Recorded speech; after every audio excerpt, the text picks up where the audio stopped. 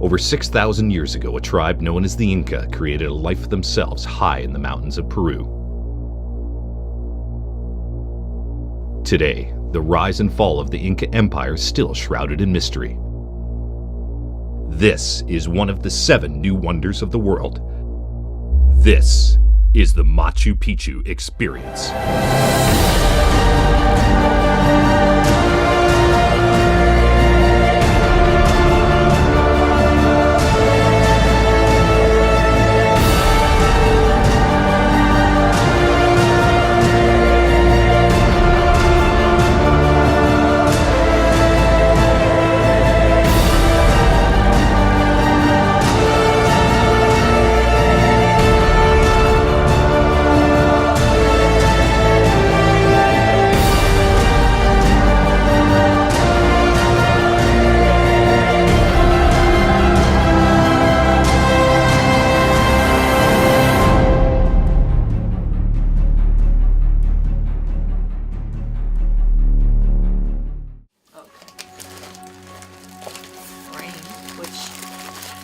For Cindy and her stepsister Raynham, this journey is particularly meaningful. Traveling with Princess for many years has taught me that there are no boundaries, there are no limitations. It's all we'd like to do. And having this opportunity so recent makes it to where December is like one big celebration. Cindy has traveled all over the world with her husband Steve, and it was always their dream to visit Machu Picchu together. However, Steve was diagnosed with cancer and tragically passed away shortly after. 3 months after his death, Cindy is still determined to travel to the ancient ruins in his honor. My husband Steve really lived life good. We both lived life well. And we believed every moment counted. So, coming here to Peru and to Machu Picchu is one of many celebrations I hope to do for both my father and my husband.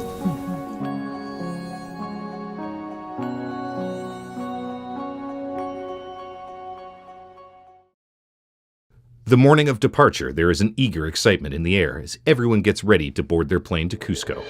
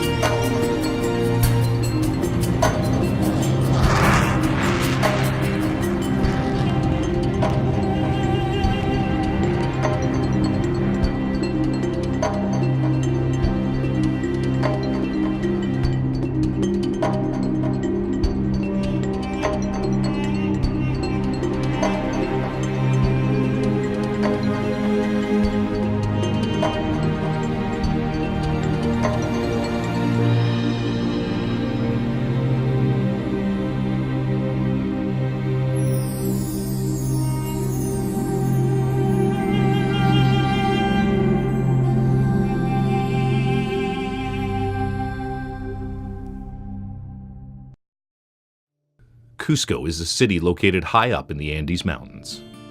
Its narrow, straight streets are reminiscent of Inca designs from thousands of years ago. Here, people have adapted to the unpredictable weather and thinner air, which often leaves visitors breathless.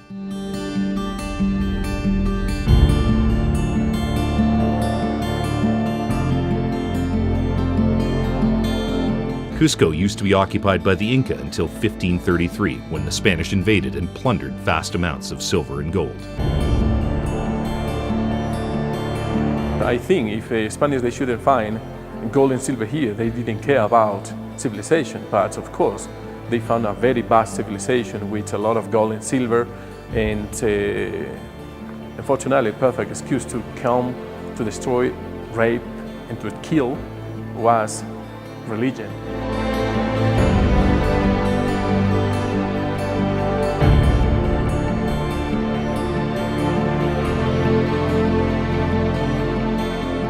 Today, many inhabitants of Cusco practice a hybrid religion, somewhere between Catholicism and old Andean beliefs.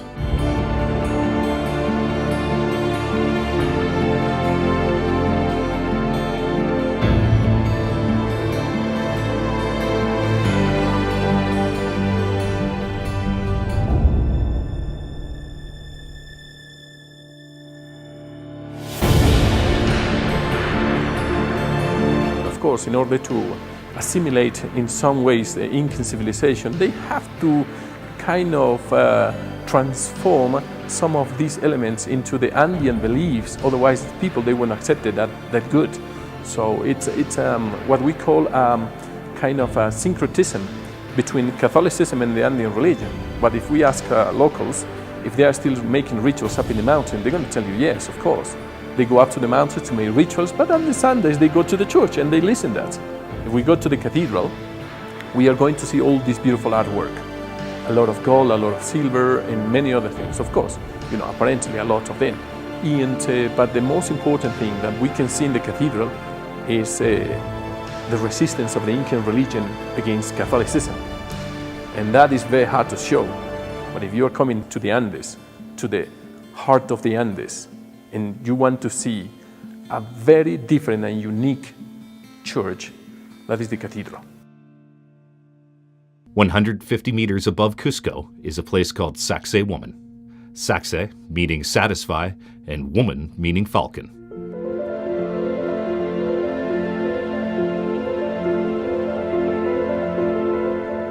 He was given this name when locals noticed falcons and vultures circling the area after a particularly bloody battle between the Spanish and the Inca.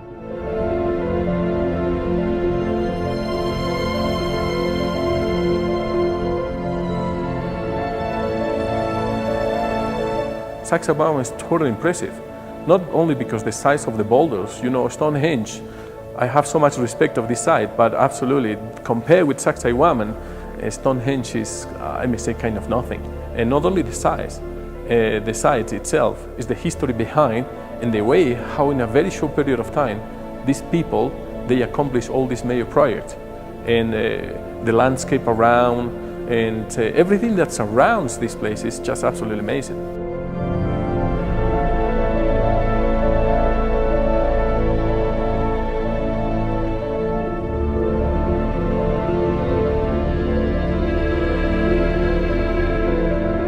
You can see not only people, the houses, the streets, cars from the distance, right? And you can take over a look of everything, which is absolutely amazing as well.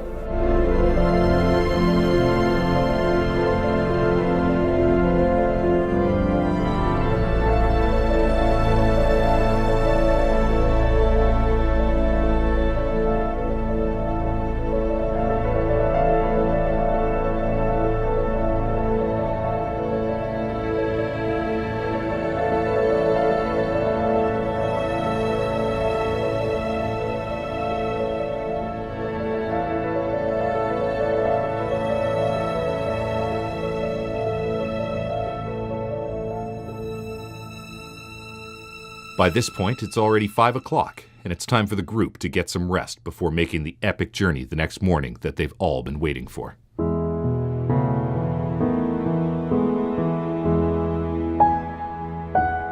After dinner, everyone settles into their new temporary home in paradise to get some well-deserved sleep.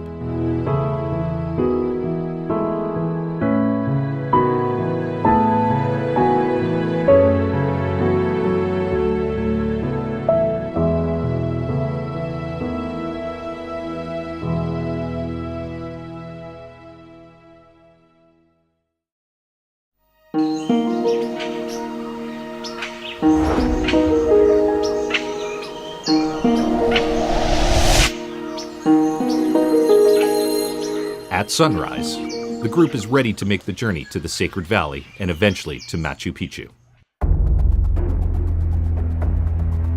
The Sacred Valley was considered sacred by the Inca because they believed the river running through the middle to be a reflection of the Milky Way. It is a truly breathtaking landscape.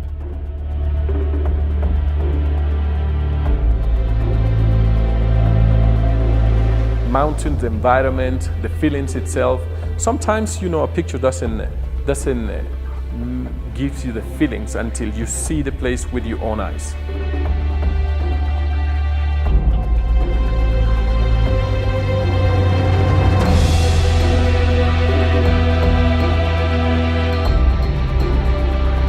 You know, the whole site, terraces, scenery, culture, mountains, dressing, clothing, everything about the place is just absolutely amazing.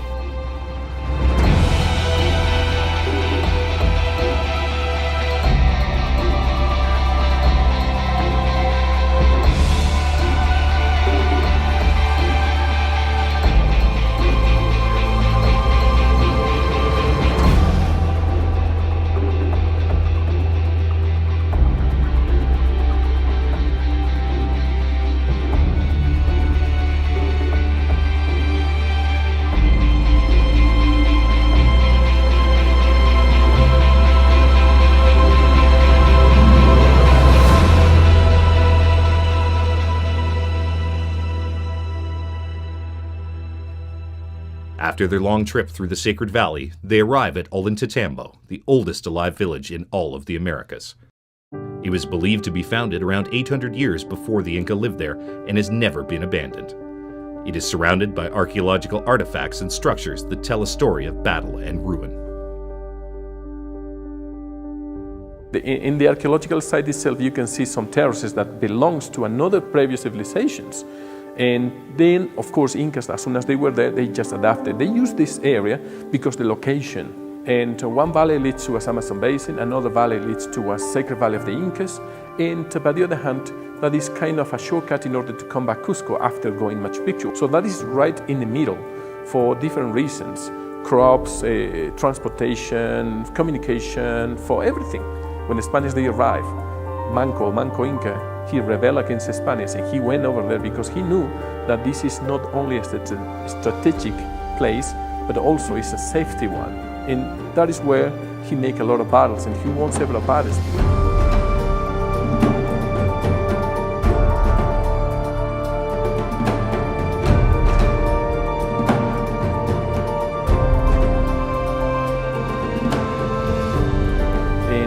More enemies join Spaniards, enemies of Incas, of course, they join Spaniards. So Manco have to take the decision to abandon the place, and he went towards Machu Picchu.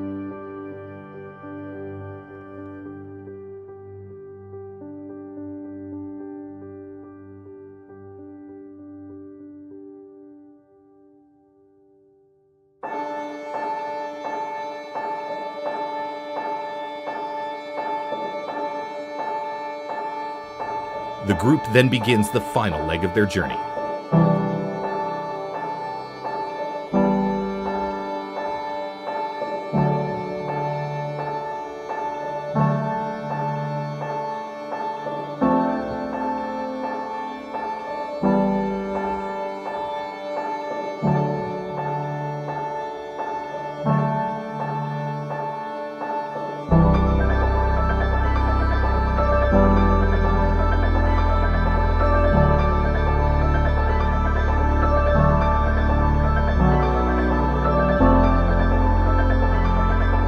Finally, after a day and a half of traveling on planes, trains, and buses, they arrive at the ancient ruins of Machu Picchu.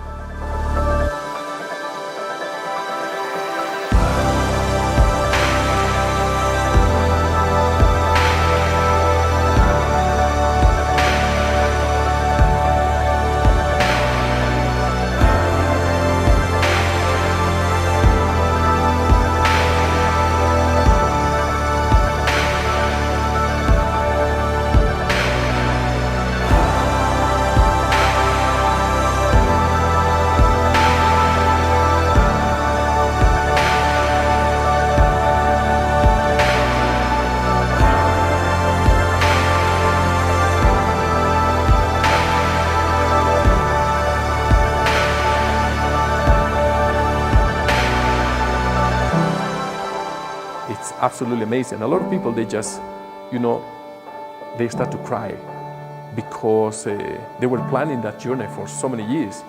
The first time when I arrived there, I had that feeling.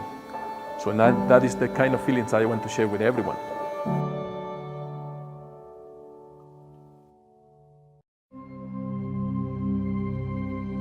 It is believed that Machu Picchu was built in the 1400s by the Incas to hold 700 to 1,000 residents. However, it is also believed that the Incas took over construction from another tribe that had abandoned the project. You know, once you see any other city on earth and you see nature, it always fights. In this place, once you're gonna see the site, the constructions in nature, it is melted together and the view is absolutely amazing. Not only the buildings, it's the energy once you arrive to the place. Once you see it, you feel something special, which is really hard to say. And the construction itself, whatever you are going to see, is just 40% of the total work, because 60 is underground.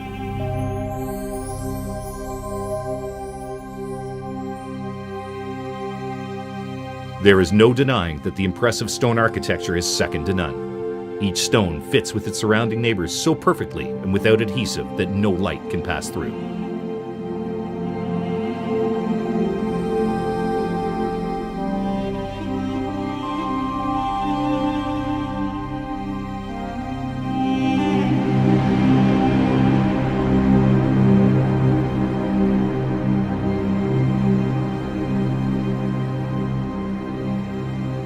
Scholars, they said that the construction of Machu Picchu started with Pachacutec, the ninth Inca ruler, as the most powerful and the stronger one. Personally, I don't believe so. And let's pretend this. I'll be the king.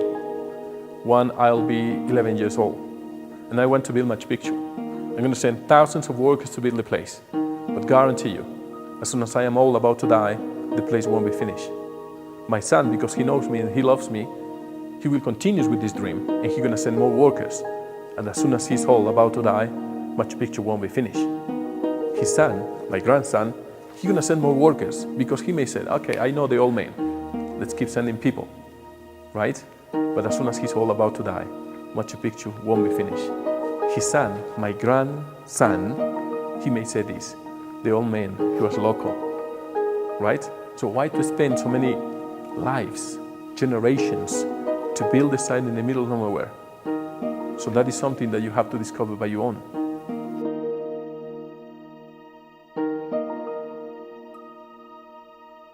No one really knows how or why it was constructed, but it has been confirmed that the Spanish were never able to find Machu Picchu. It was instead abandoned during the mid-1500s.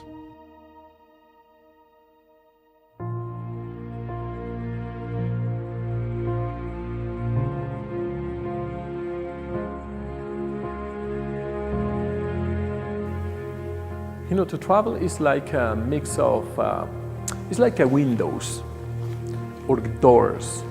As soon as you travel to a new place, it's like you open a new window or a new door and you see a completely different reality. You see different culture, different people, different way of thinking, different lifestyle. Everything is different. And as soon as you experience that, you come back with wise knowledge, a better understanding of the world, a better understanding of people, and a better understanding of ourselves in many ways.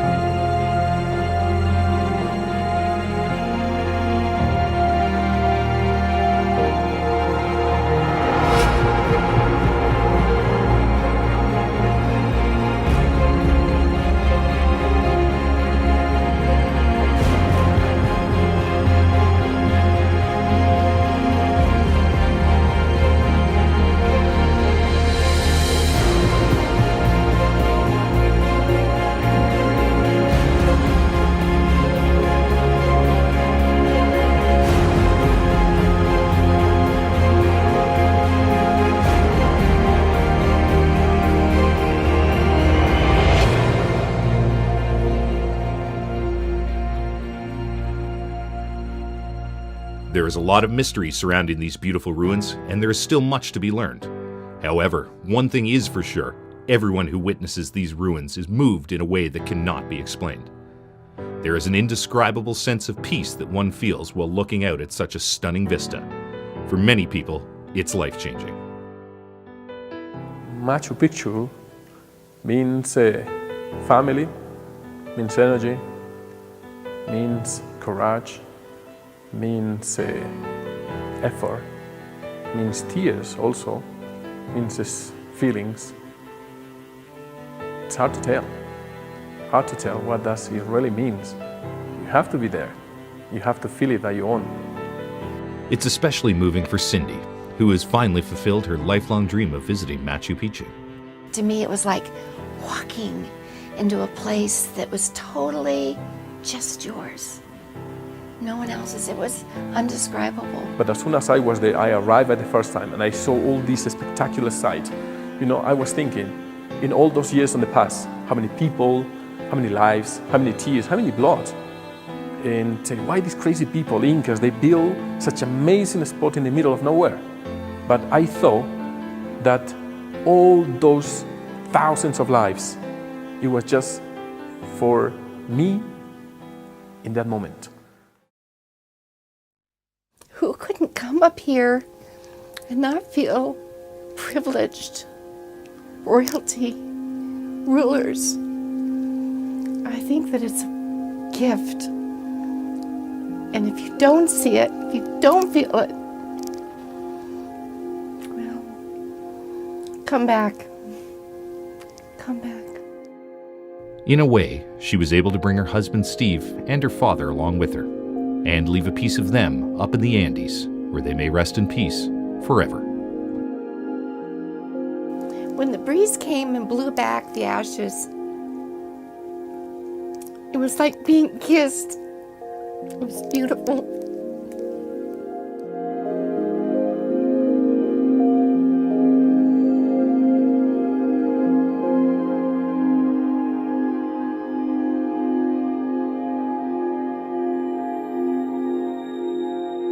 You hope that, that they kind of can sense that they can feel a little sense of peace of having finally been there and staying kind of there in a way.